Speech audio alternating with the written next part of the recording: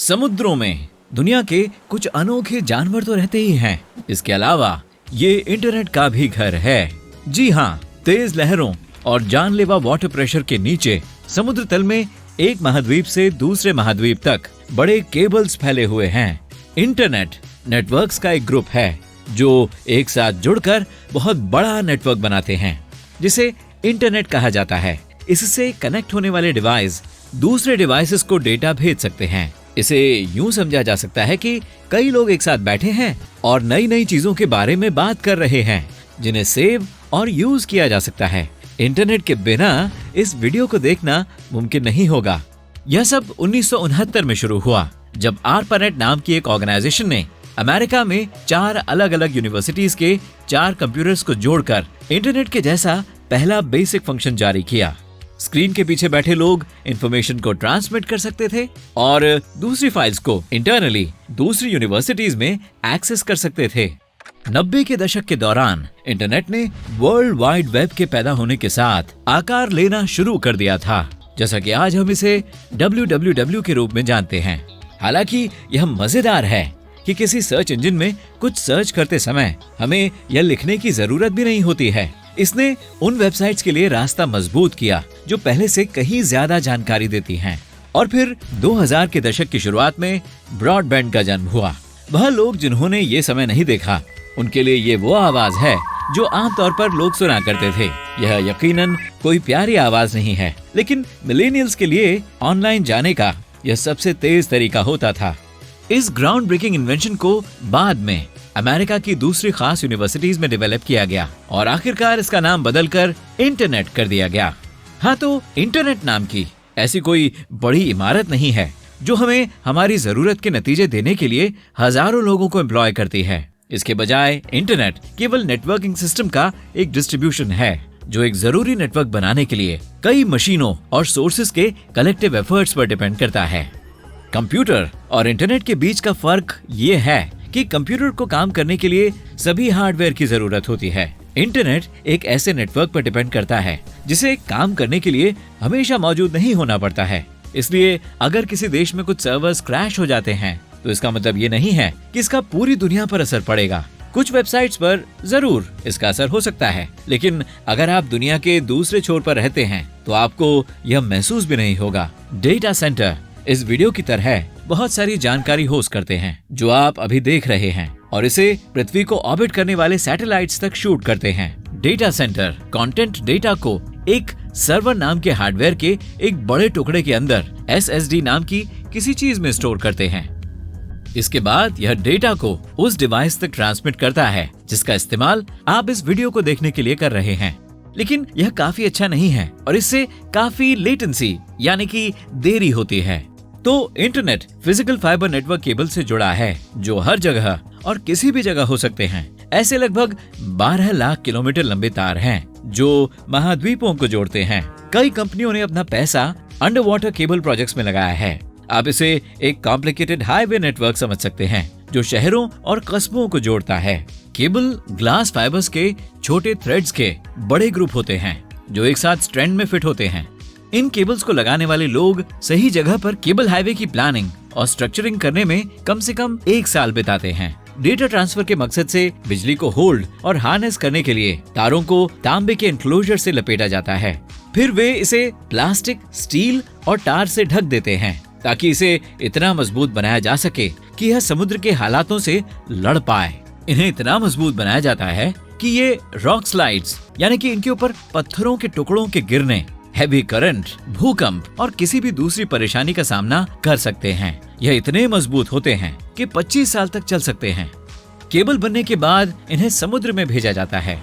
Cable deliver करने के लिए एक बड़े जहाज का इस्तेमाल किया जाता है। इन्हें समुद्र तल में स्ट्रेटेजी के हिसाब से सोच समझकर बिछाया जाता है ताकि इससे न तो एनवायरनमेंट को नुकसान पहुंचे और न ही इस प्रोसेस में केबल को किसी तरह का नुकसान हो। भले ही हम इन दिनों इंटरनेट कनेक्ट करने के लिए वाईफाई का इस्तेमाल करते हैं, ऐसे फिजिकल केबल भी होते हैं जो इंटरनेट सर्विस प्रोवाइडर्स को इंटरनेट से कनेक्ट करने के लिए खास हार्डवेयर के साथ कनेक्ट करते हैं। सबसे पहले आपको राउटर की जरूरत होती है। यह ट्रैफिक कंट्रोल यूनिट्स की तरह हैं, जो यह तय करने में मदद करती हैं कि इंटरनेट ट्रैफिक सही नेटवर्क पर जा रहा है। इसलिए अगर आप किसी रेस्टोरेंट में बैठे हैं तो हो सकता है कि आप उस राउटर से कनेक्ट करेंगे जो उन्होंने उपलब्ध कराया है। जब भी आप इंटरनेट का इस्तेमाल करते हैं तो डेटा राउटर से एक मैसेज की तरह ट्रांसमिट होता है। डेटा ट्रांसमिट होने से पहले उन्हें पैकेट्स नाम के छोटे हिस्सों में तोड़ा जाता है। उनके मैसेज बनने से पहले हेडर पैकेट रिलीज किया जाता है ताकि रिसीविंग डिवाइस को ये पता हो कि आने वाले डेटा के साथ क्या करना है। यह इंस्ट्रक्शन मैनुअल्स की तरह होते हैं जिसकी जरूरत किसी चीज को खरीदने के बाद उसे असेंबल करने के लिए होती है, जैसे कि फर्नीचर। जब पैकेट डेस्टिनेशन पर पहुंचते हैं तो वे रीअसेंबल होते हैं, यानी जोड़े जाते हैं, और जो शुरुआत में भेजा गया था वो डेटा बन जाता है। कभी कभी आप किसी जरूरी चीज को उसके बड़े से रूप में यानी बल्क में डिलीवर नहीं कर सकते, इसलिए फैक्ट्री उसे डिसअसेंबल करती है और ट्रक या जहाजों से ट्रांसपोर्ट करती है। डेस्टिनेशन पर पहुंचने पर वह इसे फिर से फिक्स करते हैं जब तक कि वह स्ट्रक्चर नहीं बन जाता जिसको इनिशियली भेजना था। हालांकि ऐसा करने में महीनों लगते हैं, लेकिन फाइबर केबल से डेटा ट्रांसपोर्ट करने में प्रोजेक्ट के आधार पर 1 सेकंड से भी कम का समय लगता है। वैसे तो यह सब सीधा लगता है, फिर भी 2 या 2 से ज्यादा चीजों के जोड़ने पर कुछ प्रोटोकॉल्स पर विचार किया जा सकता है। प्रोटोकॉल्स कम्युनिकेशन के सिस्टम या नियम होते हैं जिनका इस्तेमाल 2 या 2 से ज्यादा चीजों के जोड़े जाने पर किया जाता है। नौकरी के लिए इंटरव्यू में जाते समय आप हायरिंग मैनेजर को कैजुअली उनके पहले नाम से नहीं पुकारते हैं और उनके सामने बेहुदे तरीके से नहीं बैठते हैं। इसके बजाय प्रोफेशनल होना और एक अच्छे इंसान की तरह बर्ताव करना किसी नौकरी के इंटरव्यू पर जाने के प्रोटोकॉल हैं। कंप्यूटर और इंटरनेट में प्रोटोकॉल होते हैं जिनका पालन वो आसानी से डेटा ट्रांसमिट करने के लिए करते हैं। तो अब जब आपको इंटरनेट के बारे में पता चल गया है तो आप आसानी से वेब सर्फ करने के लिए तैयार हैं।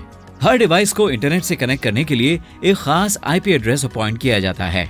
आईपी एड्रेस का मतलब है इंटरनेट प्रोटोकॉल, और ये इंटरनेट एक्सेस करते समय आपके डिवाइस के लिए होम एड्रेस के तौर पर काम करता है। अपने घर के लिए पैकेज ऑर्डर करते समय आप अपने देश, शहर, कस्बे, भवन, गली, मंजिल वगैरह से शुरू करके अपने होम एड्रेस में सब कुछ लिख देते हैं। आपके इंटरनेट से कनेक्टेड हर डिवाइस पर आपका इंटरनेट सर्विस प्रोवाइडर आपको एक आईपी एड्रेस देता है।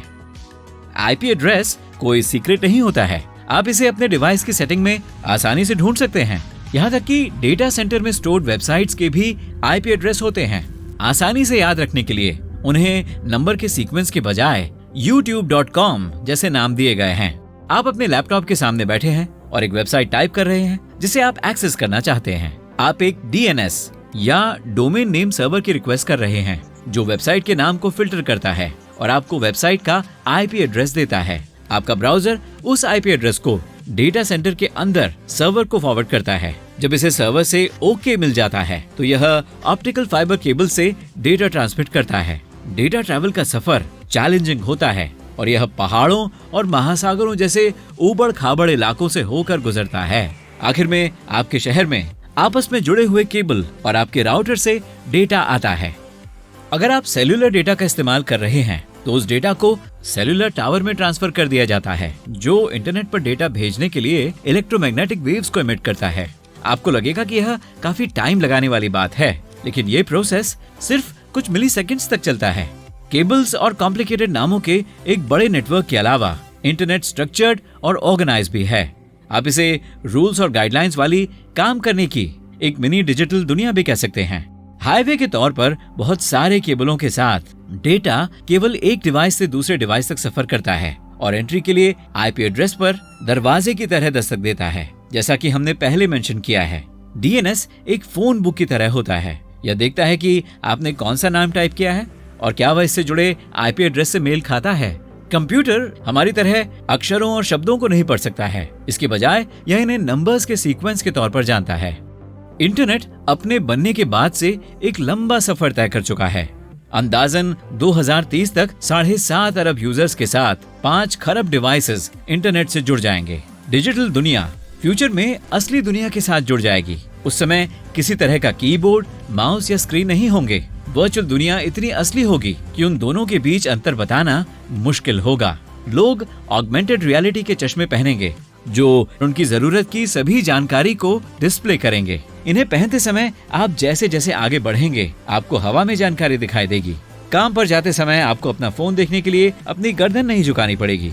किसी भी जानकारी की खोज न करने के लिए इंटरनेट को हमारे दिमाग में भी डाउनलोड किया जा सकेगा। यह पानी और बिजली की तरह हमारे लिए बहुत जरूरी हो जाएगा।